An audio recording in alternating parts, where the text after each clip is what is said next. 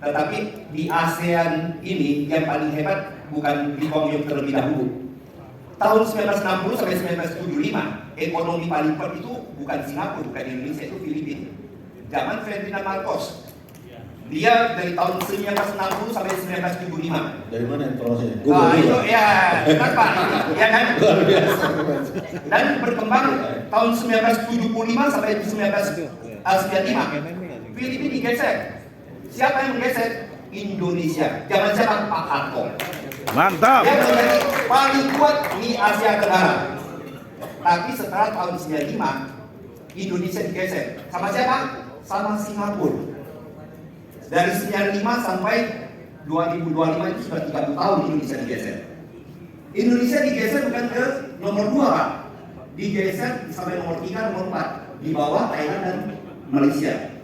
Itu sangat disayangkan. Kenapa kita dulu tahun 75 sampai 95 bisa jadi ekonomi paling kuat di Indonesia, di Asia Tenggara, sekarang kita di KOA. Kenapa? Pemimpin kita. Kenapa saya bilang pemimpin? Dari dulu ngomong soal perikanan.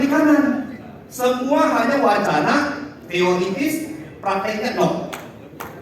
Kalau mau bicara perikanan, Pak, harus kita pilihnya soal dukungan pemerintah. Apa saja? Satu, mata tenaga pendidikan butuh apa? Kebijakan dan kepastian hukum. Satu.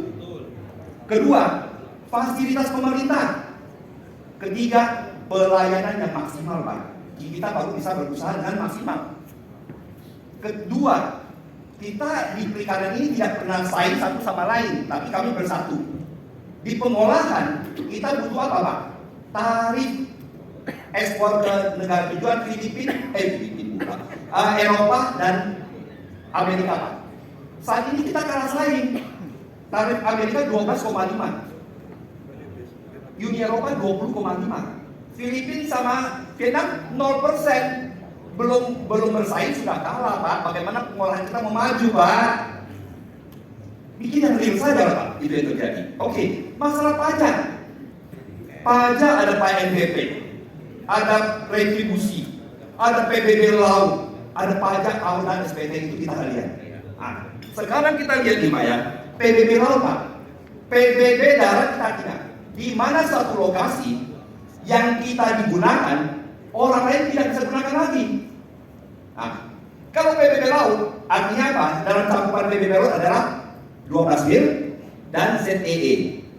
Plus, ada konstruksi atau ada sesuatu di bawahnya yang digunakan yang kita nggak bisa gunakan, Pak. Contoh, tempat pengelolaan minyak, pipanisasi, saluran listrik, setelah dipakai, orang lain nggak bisa pakai. Sedangkan penangkapan ikan siapa saja bisa pakai. Jadi saya nggak tahu saya terlalu bodoh atau orang keuangan itu lebih terlalu pintar mendefinisikannya PBB laut itu sendiri. Seandainya perikanan ada budidaya laut sudah dipagar, budidaya dia wajib bayar karena setelah dipagar hanya dia bisa gunakan untuk budidaya. Di mana PBB artinya tempat yang kita gunakan orang lain tidak bisa gunakan lagi, Pak. Jadi saya nggak tahu, mungkin orang keuangan terlalu pintar atau terlalu tuntutan terlalu besar ya, jadi imajinasinya terlalu pintar, akhirnya sumber apa saja ini dan sifatnya memaksa. Setuju teman-teman? Kalau tidak dimakan kan DPR siap. Tolak, siap. Jadi seperti teori Pak Romin, ya Pak ya.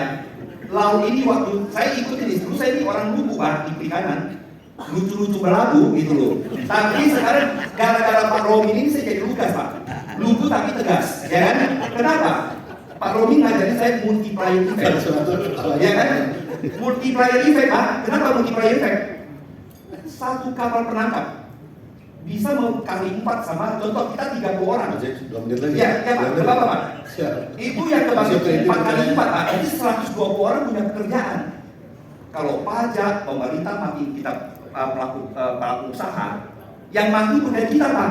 Pengangkutan, pengolahan, kuli angkut, semua mati, Pak. Muara baru ini, Pak. Ya, sorry ya, kamu nomor 2, Muara Baru nomor 1 PNBP ya. Jadi, itu kan nomor 2 katanya, tadi sombong Pak sama saya. Kan PNBP nomor 2, maaf, yang sombong, Muara Baru nomor 1. Ya. Jadi Muara Baru itu menghidupkan khusus di daerah Babat 40.000 sampai 50.000 orang Pak. Dengan masyarakat sekitar 200.000 orang dihidupin sama Muara Baru Pak. Artinya Pak, bisa lebih besar dari 1 kabupaten. Itu hanya Muara Baru. Belum lagi Tegal yang nomor 2 ya kan? Kalau bapak-bapak mati kita dengan pajak mati bukan kita aja rakyat Indonesia yang lain Pak. Satu lagi Pak. Tolak PBB laut. Tahu Pak. Ya Pak, memang ini nelayan sama petani tidak saling terkait, salah. Kami nelayan ke laut punya duit, pulang dari laut di tanah Pak.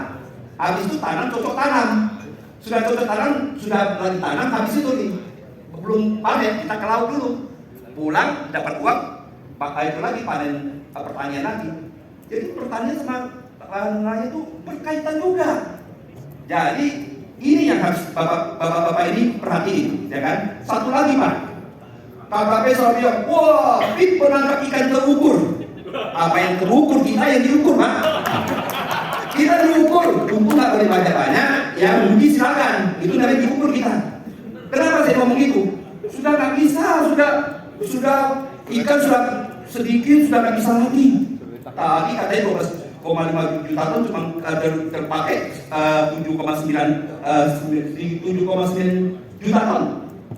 Yang paling parah Pak, saya nggak tahu nih Pak, nggak tahu nih. Itu kita gini ya, saya ada cerita nih. Kalau pejabat sudah menjabat ya, mereka bisa demi bangsaku dan bangsaku. Bangsaku untuk negara dan rakyat. Kalau bangsaku untuk kalau pejabat. Saku. Mudah-mudahan pejabat yang menjabat sekarang untuk bangsaku. Bukan hasil lagi. Di perikanan kapal asing dulu sudah dihilang Ibu Susi. Sekarang bukan ada sepak bola, ada naturalisasi. Di perikanan sekarang ada naturalisasi Pak. Yang membuat naturalisasi siapa? Saya nggak boleh ngomong. Nanti bukan saya ngomong. Siapa dia? Pak Kunto, mungkin Pak Kunto tahu. Tapi ya, saya jangan ngomong. Siapa sih yang membuat naturalisasi perikanan? Hanya Tuhan dan orang KKP yang tahu. Jadi sudah saat ini kan susah Pak. Berperang di Arab Berat, berperang di Natuna. Karena apa? Naturalisasi kapal asing. Sudah 15 menit.